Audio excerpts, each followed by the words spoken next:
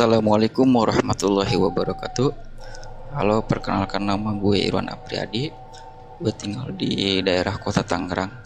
Nah, di sini gue mau cerita horor yang banyak banget yang gue alami sama kedua orang tua gue. Rumah eh, rumah sewa ternyata rumah sewa itu ternyata kuburan. Nah, menurut gue sih ini serem banget ya. Berawal dari kedua orang tua dan berakhir di gua. Oke, gue ceritain intinya aja.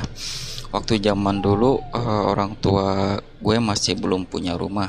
Nah, orang tua gue waktu itu eh, sewa atau ngontrak rumah di daerah Rangkas Bitung Lebak, ke kebun, nama kampungnya Kebun Kopi.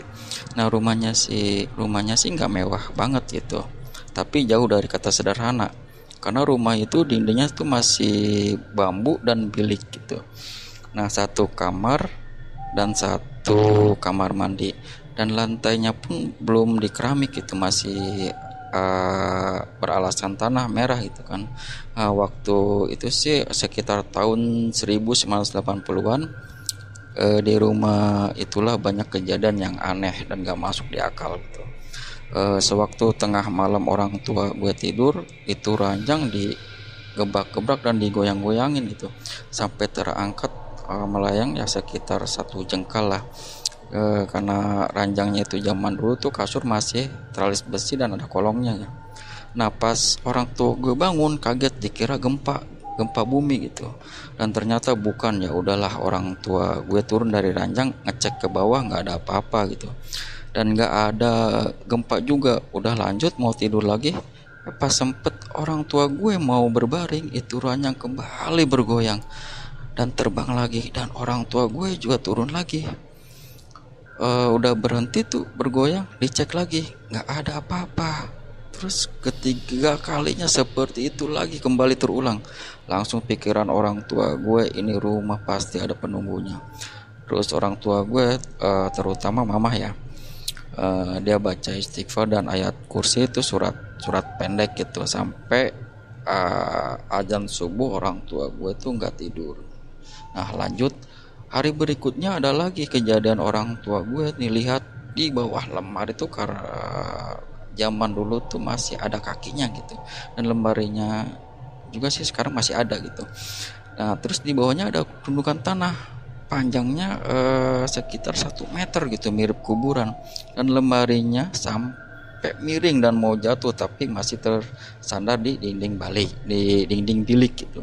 Dan anehnya di sekitar gundukan tanah tuh banyak sekali semut dan belatung kecil-kecil hingga mau nutupin gundukan tanah tersebut. Nah, pas itu mama gue ambil minyak tanah. Nah, karena zaman dulu tuh kompor masih pakai minyak tanah, disiramlah tuh semut dan belatung biar mati dan hilang.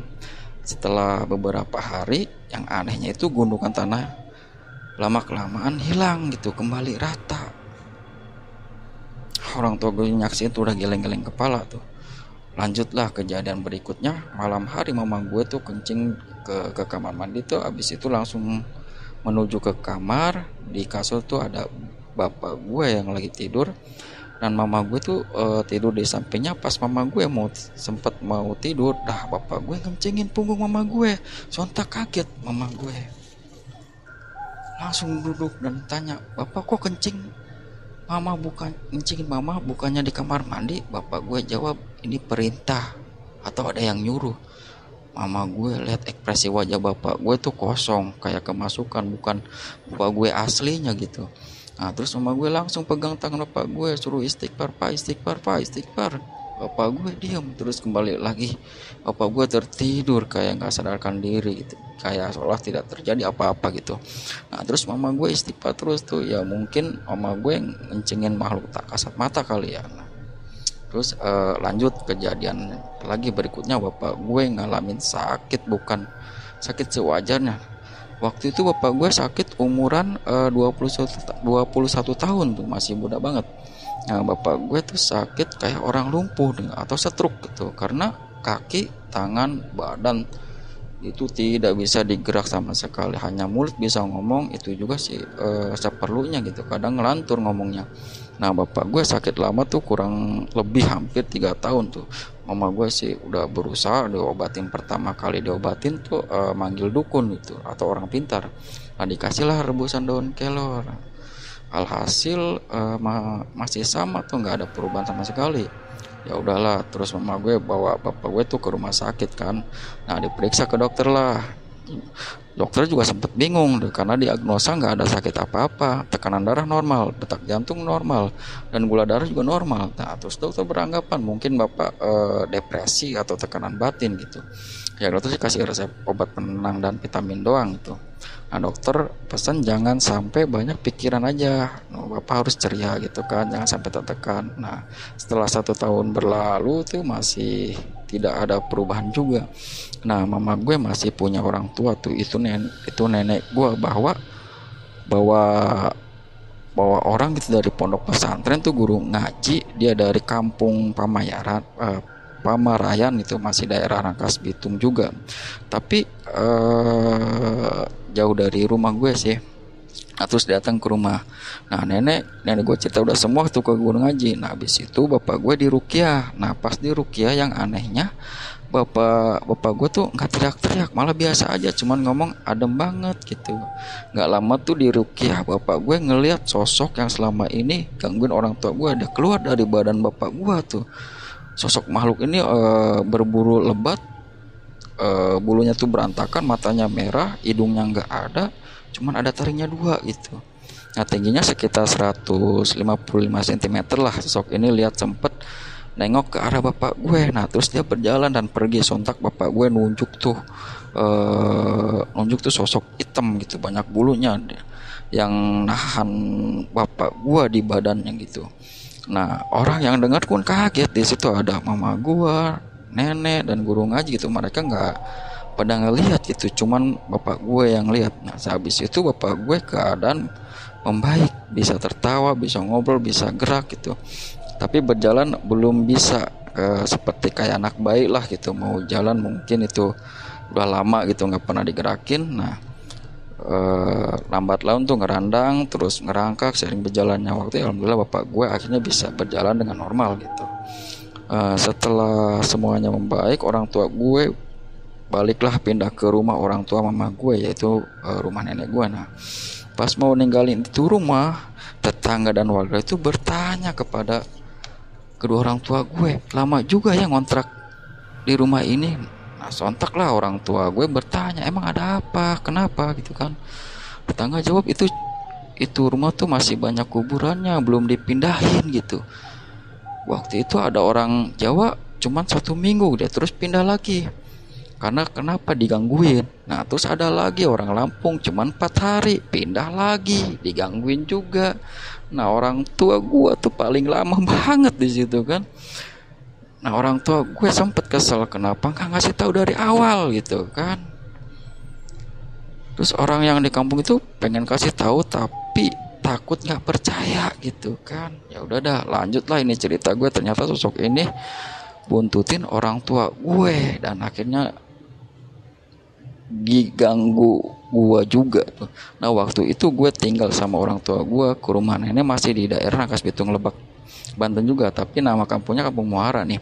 Disinilah gue ngalamin awalnya dari mimpi tapi jadi kenyataan semuanya. Pada intensi gue dari waktu itu kelas 5 SD ya, umur gue tuh masih 11 tahun, sampai kelas 3 SMA tuh umur gue 18 tahun.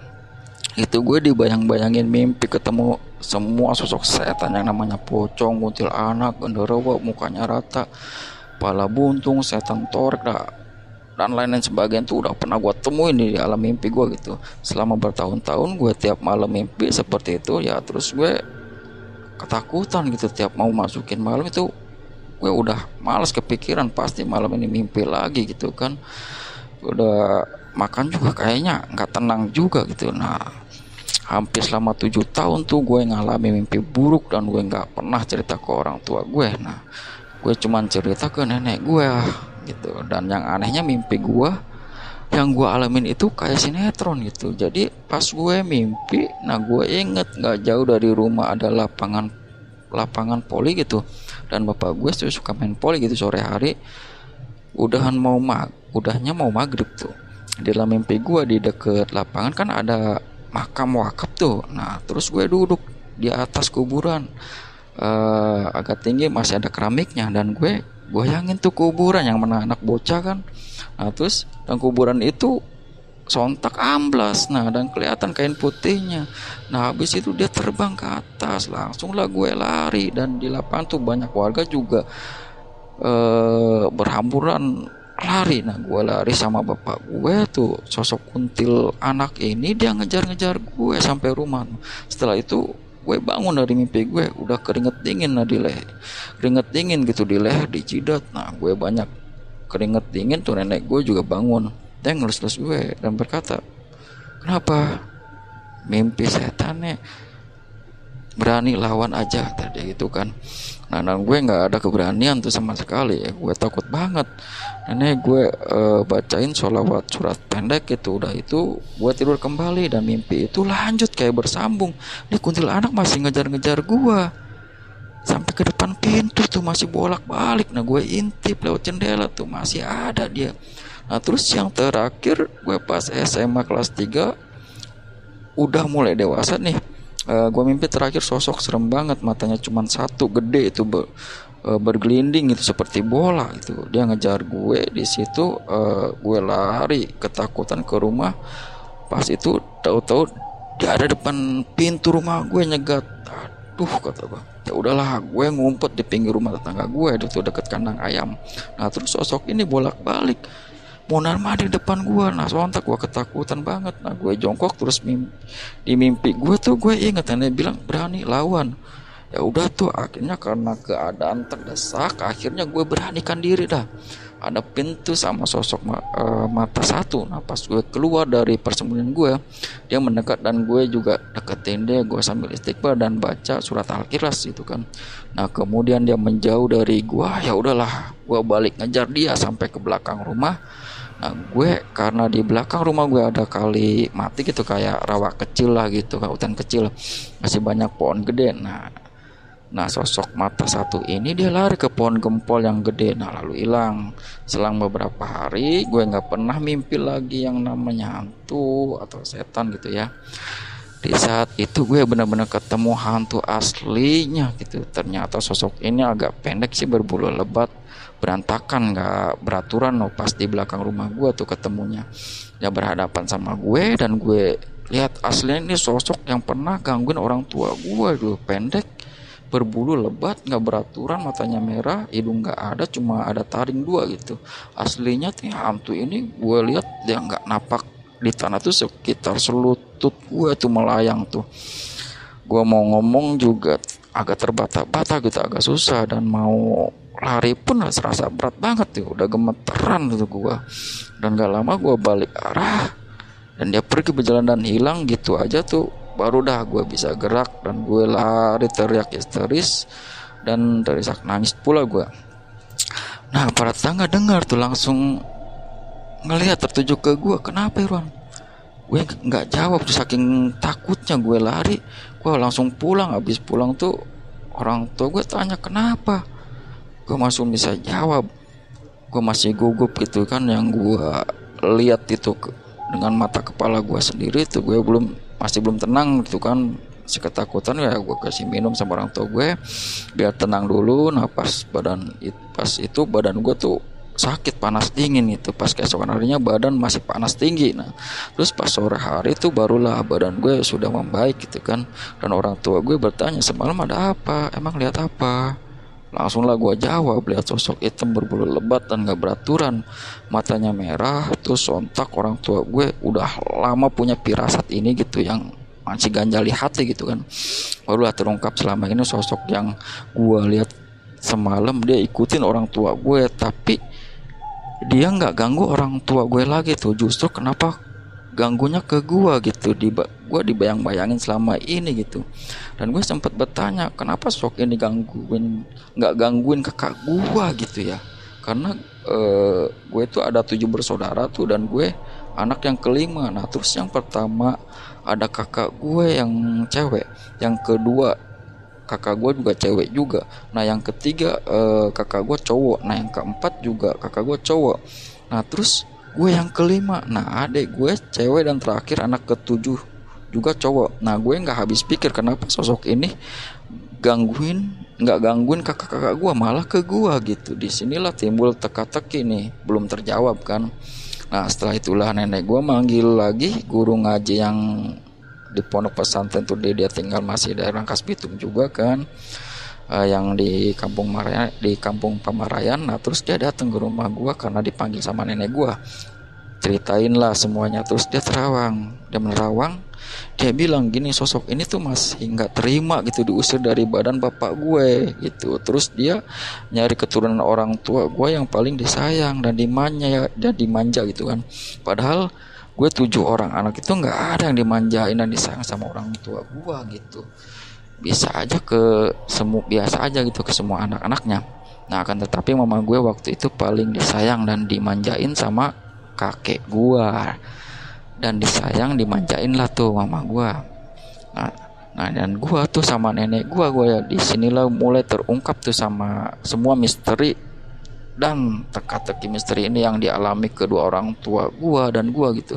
Habis semua misteri terpecahkan gitu, kayak udah berani banget kalau lihat hantu dan sebagainya tuh, bahkan mimpi juga sudah hilang gitu aja gitu semenjak gue bertemu langsung gitu kan kehidupan nyatanya gue. Nah semenjak itulah pengalaman ini gue kayak udah dijatah gitu, setiap tahun tuh pasti gue temuin gitu. Dan lihat entah itu kuntilanak, pocong, tuyul dan sebagainya gitu. Hingga sekarang tuh.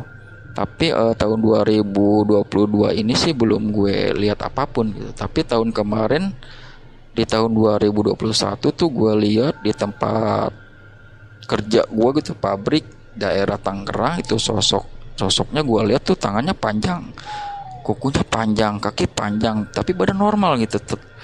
Badannya telanjang, kepalanya botak. Nah, terus dia merangkak di pipa itu. Gue jelas banget liatnya kan. Ya gue perlahan samperin, dia langsung lari tuh merayap, cepet tuh hilang. Udahlah, cukup sekian cerita gue. Terima kasih atas waktunya. Terima kasih udah dengerin juga sampai habis. Wassalamualaikum warahmatullahi wabarakatuh. Bye bye.